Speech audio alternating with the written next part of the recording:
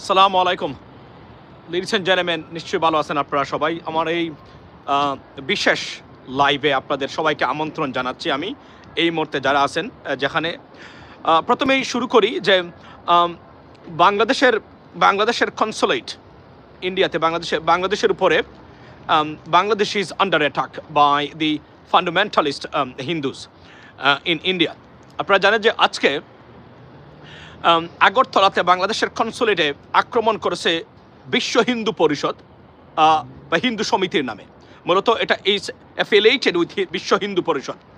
সেই সন্ত্রাসী হামলার একটা ডিপ্লোম্যাটিক মিশনে সন্ত্রাসী হামলার তীব্র প্রতিবাদ জানাচ্ছি এবং এই উগ্র হিন্দু সন্ত্রাসী যারা আছেন তাদেরকে গ্রেপ্তার করার এবং দৃষ্টান্তমূলক শাস্তি দেওয়ার দাবি জানাচ্ছি। যদিও যে রাষ্ট্র ক্ষমতায় যারা আছেন পৃথিবীর ইতিহাসে সবচেয়ে fundamentalist government, not by me, it is according to the State Department of the United States of America. Ladies and gentleman, আপনারা জানেন যে আন্ডার ভিয়েনা কনভেনশন 1961 যে দেশে যে মিশন আছে তার মিশনের ডিপ্লোম্যাটস, অফিসিয়ালস এবং সেই আপনার স্থাপনার প্রোটেকশন দেওয়া সেই দেশের অবশ্যই কর্তব্য। Under the section of 29, 27, 29, 30, 31, the diplomats and the structure should be protected by the law enforcement or the utmost security by that country's law enforcement agencies. But unfortunately বাংলাদেশের এই মিশনগুলা আজকে উগ্র হিন্দুত্ববাদ তারা শুধু প্রতিবাদ করে নাই, তারা ভিতরে ঢুকে তছনছ করেছে, বাংলাদেশের পতাকাকে তারা ছিঁড়ে ফেলেছে। আমরা এই ছিঁড়ে ফেলা বাংলাদেশের বন্ধুত্বের নামের এই শকুনদের এই ব্যবহারের তীব্র প্রতিবাদ জানাচ্ছি। এবং আপনারা যারা আছেন, বাংলাদেশি মানুষ যারা আছেন, মনে রাখবেন বাংলাদেশের বিরুদ্ধে এই বঞ্চিত, এই পালিয়ে যাওয়া মানে শেখ হাসিনার অন্যতম গডফাদার মানে ভারতীয় উগ্র হিন্দুত্ববাদরা তারা ভয়ঙ্কর ভীত সন্ত্রস্ত হয়ে এবং তারা লুজার হিসাবে প্রত্যেকটা জায়গায় ব্যতিব্যস্ত হয়ে আক্রমণ করে যাচ্ছে বাংলাদেশের উপরে।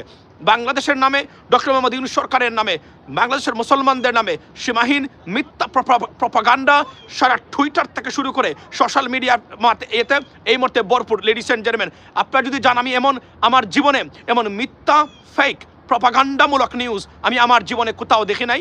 ভারত থেকে বর্তমানে বাংলাদেশ বিরোধী আমি মনে করি Bangladesh is under attack by this most fundamentalist terrorist organisation in India এবং বাংলাদেশের 18 কোটি মানুষের সাথে যুদ্ধ ঘোষণা করেছে সেই পালিয়ে যাওয়া ফেসিস্টদের অন্যতম গডফাদার।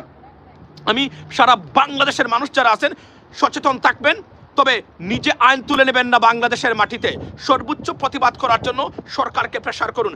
আমি অনতি বিলম্বে বাংলাদেশের সরকার, কিন্তু দুঃখজনক হলো বাংলাদেশের মিডিয়াগুলোতে আমরা কোনো ধরনের এখন পর্যন্ত সত্যিকার অর্থে যে ধরনের প্রতিবাদ দরকার বা কাভারেজ দরকার সেটা দেখতেছি না।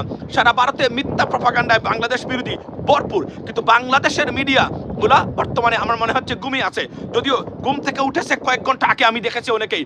আমি সরকারকে বলবো যে অনতি বিলম্বে ইন্ডিয়ান হাই কমিশনকে ডেকে দু একজন অ্যাম্বাসাডার্সকে প্রতিবাদ স্বরূপ, this is the norm of the custom of the diplomatic rules and procedure, তাদেরকে আপনার অনতি বিলম্বে এক্সপেল করুন, করা প্রতিবাদ জানাবেন। আপনারা জানেন যে ইন্ডিয়ার এই ডিজাস্টারিয়াস ডিপ্লোম্যাটিক পলিসি সারা পৃথিবীতে ফেল করেছে, পার্টিকুলারলি নেইবরিং কান্ট্রিগুলোতে, কিন্তু অন্য কোনো দেশের বেলা এতটা অদ্যতপূর্ণ এবং ভয়ঙ্কর সন্ত্রাসী আচরণ করে নাই। ওয়াই? বিকজ এখানে পারবে না। নেপালের মতো দেশে পারে নাই, আপনার মালদ্বীপের মতো দেশে পারে নাই, কিন্তু আমাদের দেশে এগুলা, কারণ তারা মনে করে বাংলাদেশের এই দুর্বৃত্তায়িত রাজনৈতিক ব্যবস্থা এবং দুর্বৃত্তায়িত রাজনীতিবিদরা তাদের পকেটে, সম্পূর্ণ অ্যাডমিনিস্ট্রেশন তাদের পকেটে, এবং এই সরকার, এই বিপ্লব এবং এই প্রাণের বিনিময়ে আসা সরকার সেই যে সিন্ডিকেটটা ভাঙতে ব্যর্থ হয়েছে বলে আমি মনে করি। এবং ভারতের এই আগ্রাসী ভূমিকার মূল কারণ হলো তারা মনে করে বাংলাদেশ দুর্বল অবস্থায় পৌঁছে গেছে। এর কারণটা হলো আমাদের সরকারের যে বিভিন্ন ধরনের ব্যবস্থায় যথেষ্ট পরিমাণ দুর্বলতা প্রকাশ পেয়েছে বলে আমি মনে করি, যে কারণে তারা মনে করে সরকারের সাপোর্ট সেই গভর্নমেন্ট থেকে দিন সে দিন আপনারা সরে যাচ্ছে। এই জন্যই তারা এই কাজটা করে। তারা এই কাজ কখনোই করতো না ইন অগাস্ট তখনকার সময়ে এই সরকার ছিল সত্যিকার অর্থেই শক্তিশালী। আপনাদের এই ব্যর্থ ভূমিকাটা এবং এই ফেসিস্টদের সহযোগী ভারতীয়দের আপনার এজেন্টদের সরকারে রাখা এবং প্রশাসনে রাখার ফলশ্রুতি আজকের এই অবস্থা। আর ভারতের মতো দেশের এমন দুঃসাহস তারা কখনোই দেখাতো না বাংলাদেশের বিরুদ্ধে এভাবে অবস্থান নেওয়ার। এর জন্য আমি মনে করি সরকার দায়ী এবং সরকারের এই ব্যর্থতা, আমি যেটা সবসময় বলে রাখি যে ল্যাক অফ টাফনেস, স্মার্টনেস, ইন্টালেকচুয়ালিটির এই ভয়াবহ অভাবের কারণেই আজকের এই অবস্থা। এই 18 কোটি মানুষের ক্ষেত্রে আমি বর্তমানে বাংলাদেশকে বলবো, সারা বাংলাদেশের মানুষ ঐক্যবদ্ধ হন এবং সরকারকে বলুন অনতি বিলম্বে, দিস ইজ দ্য নর্মের কাস্টম। আপনারা জানেন যে জুলিয়ান আসাঞ্জের মতো ব্যক্তি ইকুয়েডরিয়ান এম্বাসিতে ছিলেন এতটা বছর, কিন্তু ইকুয়েডরের মতো দেশে ইউকের পুলিশ যেতে পারে নাই, আপনার ইউএসের পুলিশ যেতে পারে নাই গ্রেফতার করার জন্য। অর্থাৎ ডিপ্লোম্যাটিক মিশনগুলা এবং ডিপ্লোম্যাটসরা কতটা প্রোটেক্টেড আন্ডার দি আপনার ভিয়েনা কনভেনশন অফ 1961, কিন্তু বাংলাদেশের মতো বাংলাদেশের কনসুলেটে এবং প্রত্যেকটা জায়গায় এই উগ্র হিন্দুত্ববাদ এবং বিশ্ব Hindu Parishad, the most terrorist organisation on this planet, they attack the Bangladeshi consulate in Agartala. আমি তার তীব্র প্রতিবাদ আবার জানাচ্ছি এবং সরকারকে বলছি অনতি বিলম্বে ইন্ডিয়ান হাই কমিশনকে যদি এক্সপেল না করেন, দু একজন ডিপ্লোম্যাটকে এক্সপেল করেন, দেখান that you have guts. Do not be backbone-less, because you guys promoting right now this one. 99.9% মানুষের সমর্থন নিয়ে আসা একটা সরকার কতটা মাজাবাঙ্গা এবং কতটা দুর্বল অবস্থার মধ্যে আছে তার উৎকৃষ্ট প্রমাণ হলো এই জায়গাতে। এবং Pakistan, China, United States of America, সারা বিশ্বের যারা আছেন তাদেরকে ডেকে নিয়ে তাদের এই আগ্রাসী মনোভাব এবং প্রত্যেকটা জায়গা যেখানে যা যা করা দরকার, আমি বর্তমান পররাষ্ট্র উপদেষ্টাকে আমি অনুরোধ করতেছি আপনাকে করতেই হবে এই মুহূর্তে।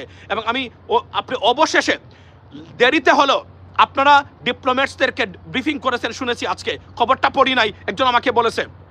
আমি বলছিলাম ডক্টর মোহাম্মদ ইউনূস একটা টুইট করেন বাংলাদেশের বিরুদ্ধে এই প্রপাগান্ডা, এই অপপ্রচারের জবাবে, এবং 10 মিনিটের মিনিমাম হলো একটা বক্তব্য রেকর্ড করে ডিজিটাল সিস্টেমে টুইটার এবং সারা বিশ্বের মিডিয়ার কাছে উপস্থাপন করুন বাংলাদেশ বিরোধী প্রচারণা যে ভারতীয় মিডিয়া এবং ভারতীয় গভর্নমেন্ট এই উগ্র হিন্দুত্ববাদরা তার প্রচার করে যাচ্ছে, প্রকাশ করে যাচ্ছে প্রতিদিন। আপনারা সেটা করতে ব্যর্থ হচ্ছেন প্রতিদিন, এবং এই আপনাদের ব্যর্থতার ফল আজকে বলে আমাদের দেশে সে দখল করবে, আমাদের দেশের বর্ডারে তারা যাবে, আজকে আমাদের ডিপ্লোম্যাটিক মিশনগুলোতে, কালকে দেশে ঢুকে যাবে। তখন আপনি কি করবেন?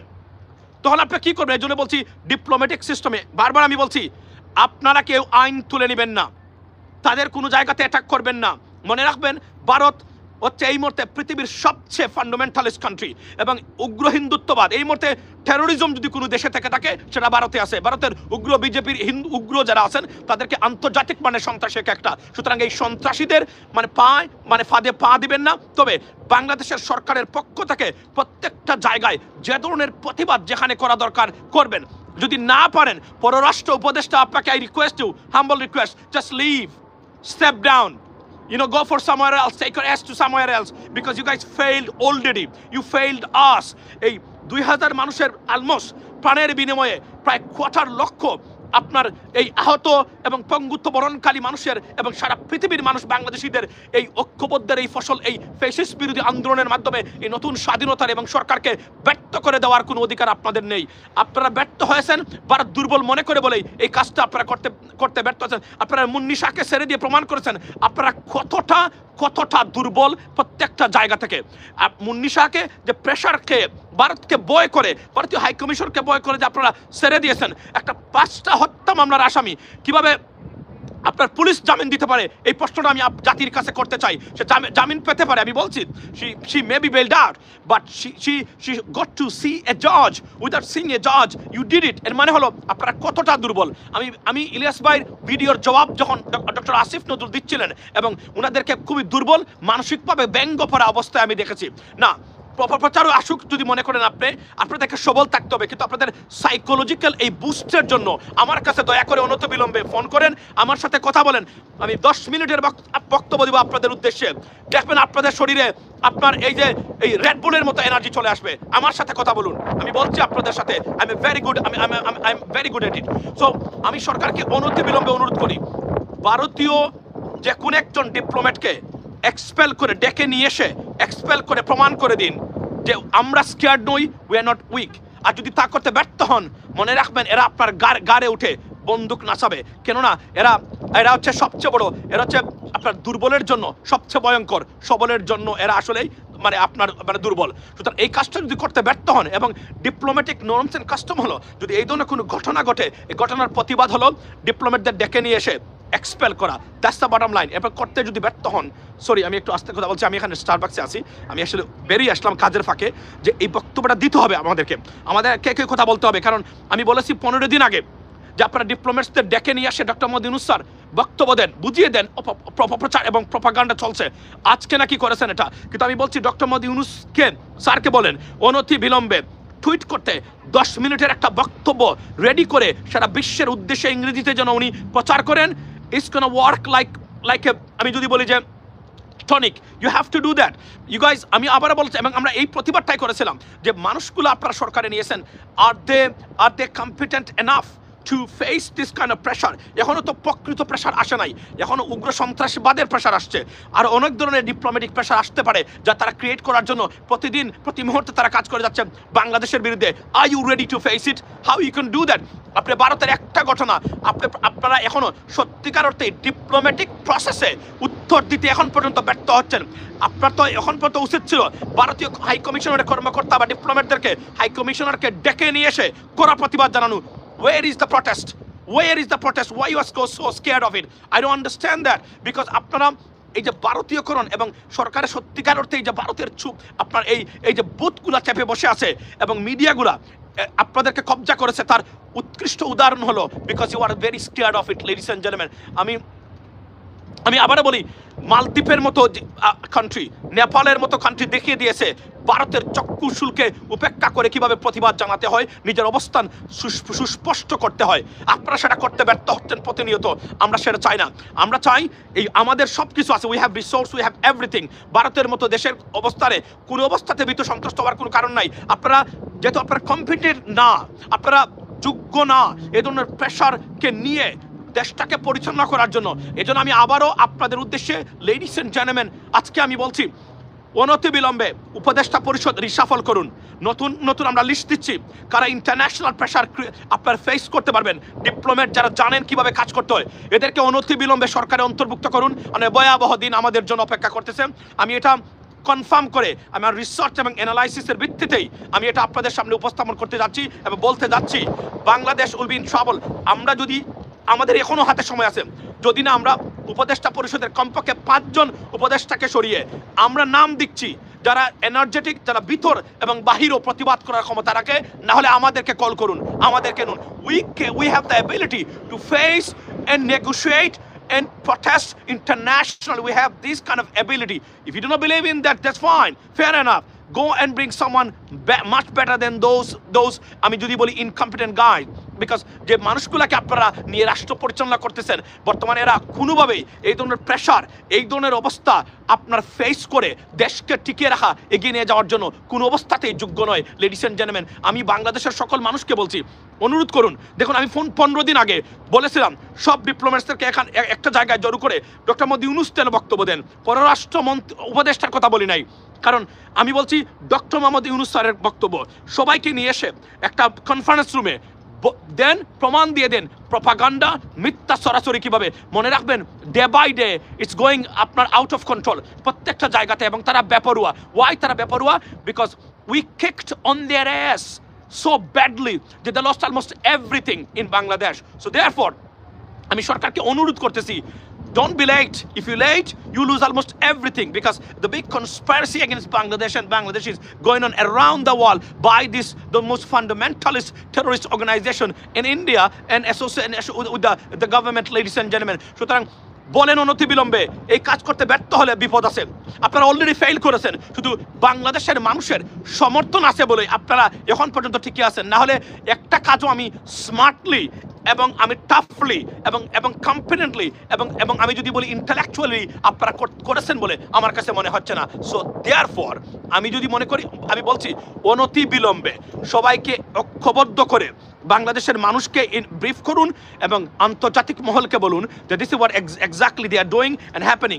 অন্ততপক্ষে যুক্তরাষ্ট্র থেকে সিরিয়াস কোনো প্রতিক্রিয়া বা স্টেটমেন্ট আমাদের বিপক্ষে আসার আগ পর্যন্ত এই কাজগুলো যদি করতে ব্যর্থ হন, তাহলে এমন একটা সময় আসবে যখন আপনি রিয়েলাইজ করবেন you have nothing to do, or left no chance or opportunity to reply to it. So ladies and gentlemen, Bangladesher মানুষ যারা আছেন, wake up, tell the government they have to reshuffle the advisory panel immediately, because যাদেরকে আপনারা দিয়েছেন আত্মীয়তার খাতিরে বা সম্পর্কের খাতিরে যাদেরকে নিয়ে এসেছেন, they are not fit for the purpose, they're not qualified, they're not competent enough to lead, to do their business in Bangladesh under these serious, dire and strict circumstances. From whom and abroad, ladies and gentlemen. This is from me right now. I'm on a break right now. So এই বক্তব্যটা দিবেন, এবং আবার বলি যাওয়ার আগে, উগ্র ভারতীয় হিন্দুদের এই আক্রমণ, বাংলাদেশের উপর আক্রমণ, তার তীব্র প্রতিবাদ জানাই। বাংলাদেশ সরকারকে তার সর্বোচ্চ ব্যবস্থা নেওয়ার জন্য আন্তর্জাতিক কমিউনিটিকে নিয়ে আমি তার অনুরোধ জানাচ্ছি, যদি না পারেন, tell us, we can take care of it better than anyone else. That's the bottom line, ladies and gentlemen. যদি না পারেন বলেন, we can take care of it. This is our country. We fought for it. You didn't. You are in charge right now, but you didn't do anything else for this country. We did everything. Our people, our generations, our students, our fellow citizens in Bangladesh, they did everything. They sacrificed a lot for this country. So you are in charge of the government. If you can't do your daily business as the charge of the government, just get out. Let us start the business, with new energy and new initiative, so we can do our job, inshallah. So এই জন্য আমি বলছি, বাংলাদেশের মানুষ যারা আছেন, ঐক্যবদ্ধ থাকুন, সরকারকে প্রেশার ক্রিয়েট করুন, অনতিবিলম্বে ভারতীয় হাই কমিশনের কর্মকর্তাদের ডেকে এনে দু একজনকে এক্সপেল করুন, খরা প্রতিবাদ জানান। যদি না করেন, গড়তেই থাকবে হয়তো বা আগামীতে দিল্লিতে বাংলাদেশের মিশনের উপরে ভয়ঙ্কর হামলার পরিকল্পনা এই আপনার এই উগ্র সন্ত্রাসবাদীরা তারা করবে, এবং যে কোন সময় তারা করতে পারে। ভালো থাকবেন সে পর্যন্ত। সো টাইট থাকবেন, অ্যালার্ম থাকবেন, কারণ দেশের বিরুদ্ধে ভয়ঙ্কর ষড়যন্ত্রে লিপ্ত এই উগ্রবাদীরা। আর আমাদের সরকার এই মুহূর্তে আমি যদি বলি, কিছুটা হলেও তারা দুর্বল অবস্থার মধ্যে আছে, কারণ তারা একটা ইউটিউবারের একটা ভিডিওর উত্তর দিতে গিয়ে যে নাকানি সুবানি এবং তাদের যে মানসিক এবং ফেশিয়াল এক্সপ্রেশন দেখলাম, মনে হচ্ছে they are broken down. You can't lead the country, you can't do your business if you feel like that. You got to be strong and positive whatsoever, ladies and gentlemen. So be blessed. See you today, in about 2 hours again, and we want to talk about that, the situation unfolding in India against Bangladesh. And have a good day, ladies and gentlemen, and good night. Assalamu alaikum.